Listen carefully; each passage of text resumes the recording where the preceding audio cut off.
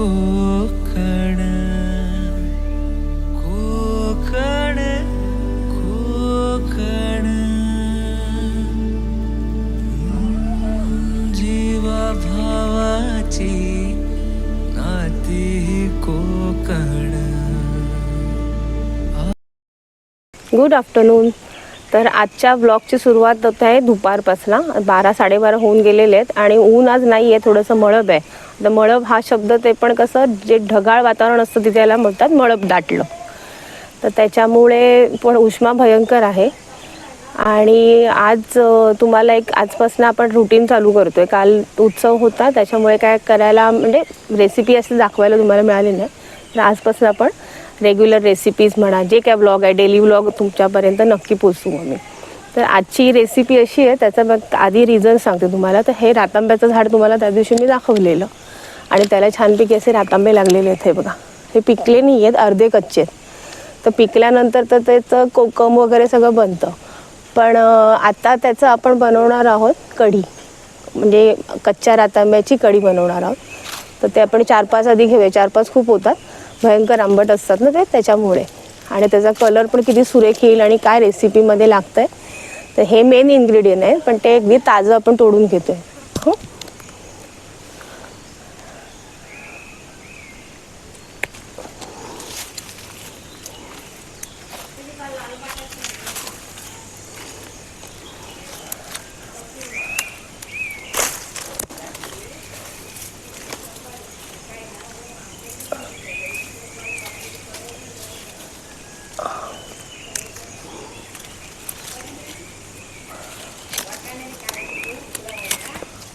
वरती आहेत बरेच, हात पोचत नाही आहे.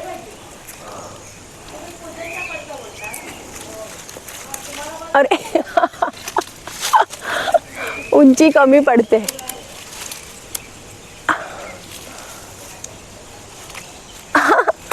इथं नाही आहे. हे बघा इथे आहे, इथे.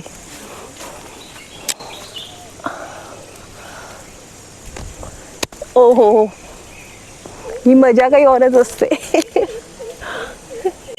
हे बघा 4 आपण काढलेले आहेत आणि हे आता आपण ह्याच्यापासून कढी बनवणार आहोत.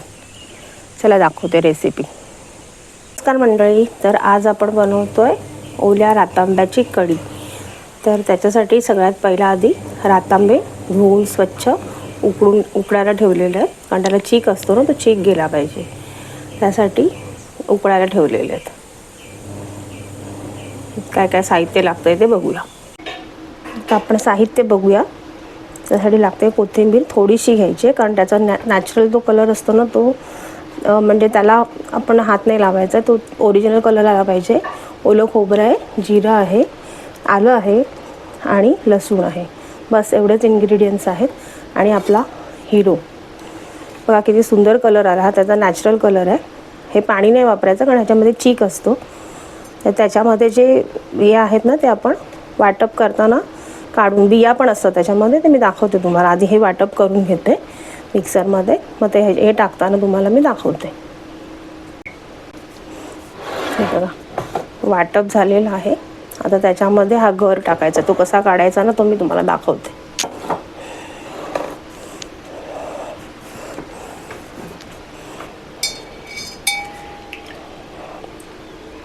गरम आहे थोडं. हे बघा ही बी असते.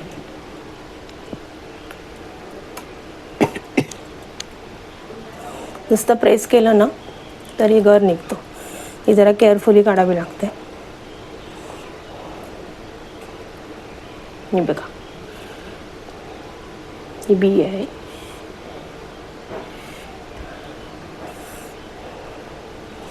विचार करा, म्हणजे नॅचरल ह्याचा आत्ता कच्चा असताना असा सुंदर कलर आहे. मग ज्या वेळेला त्याची कोकमं बनतील त्यावेळेला किती सुंदर कलर येईल त्याचा.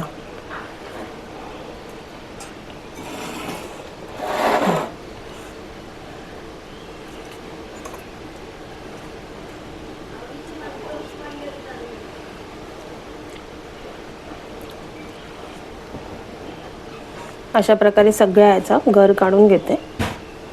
तुम्हाला वाटप करून मग दाखवते की म्हणजे मेन कलर कसा आहे तो. आणि शिजवल्यावर पण त्याचा अजूनच निखरून आलाय कलर.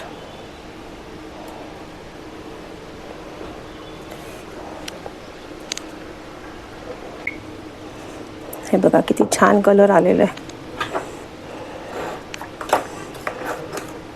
असं क्रीमी टेक्स्चर आलेलं आहे ना. आता फोडणीला घालून दाखवते तुम्हाला. बघा आता फोडणीला घालूया आपण कढी. तर त्याच्यासाठी मी आधी कढीपत्ता घातलेला आहे आणि ठेचलेलं लसूण घातलेलं आहे.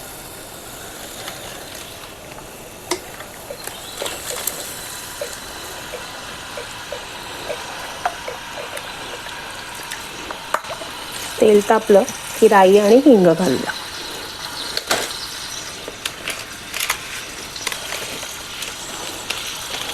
ही अगदी पारंपरिक रेसिपी आहे जुनी. ही फक्त कोकणातच होते, कारण रातांबे फक्त कोकणातच मिळतात आणि ह्या सीझनलाच असतात. कच्चे रातांबे ती छान आंबट गोड चव असते. कोकमांची तर करतोच, पण हे फ्रेश जी गोष्ट असते त्याची चवच वेगळी असते. आता आपण तेल तापलेलं आहे, राई घालूया.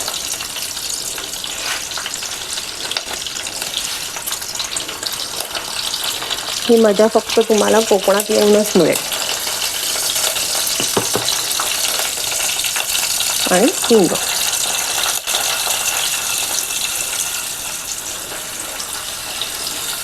त्या हळद वगैरे नाही घालायची, कारण तो जो नॅचरल पिंक कलर आहे ना तो मेंटेन करायचा.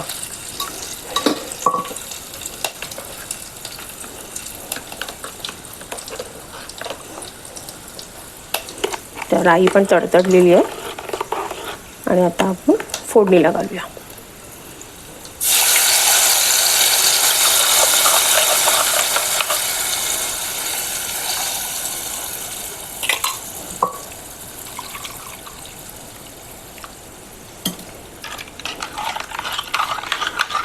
रंग पहा किती सुरेख आला त्याचा, नॅचरल कलर एकदम.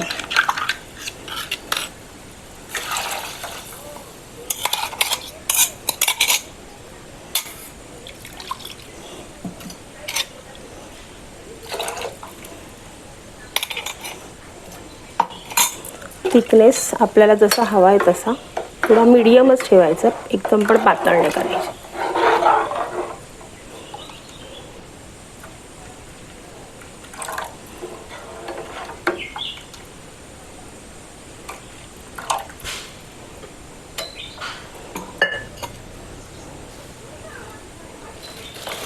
आता ह्याच्यात ना थोडी चवीनुसार साखर घालावी लागते, कारण आंबटपणा असतो. साखर नाही तर गूळ तुमच्या आवडीप्रमाणे तुम्ही घाला. जास्त नाही करायची, थोडी बघा, अगदी 1 चमचा.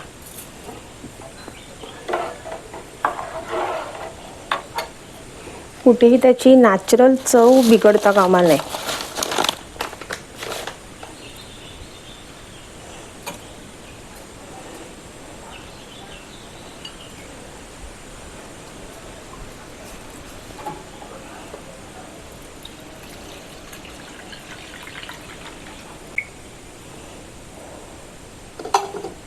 तर चवीनुसार मीठ घालूया.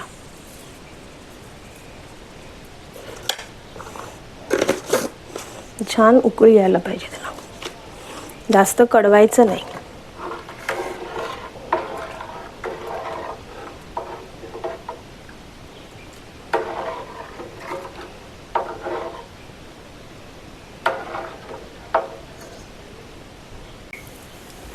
बघा, एक कड आला की आपली कढी रेडी.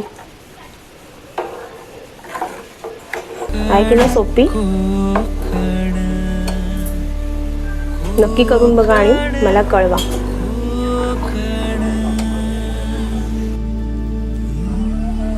जीवा भावाची नाती कोकण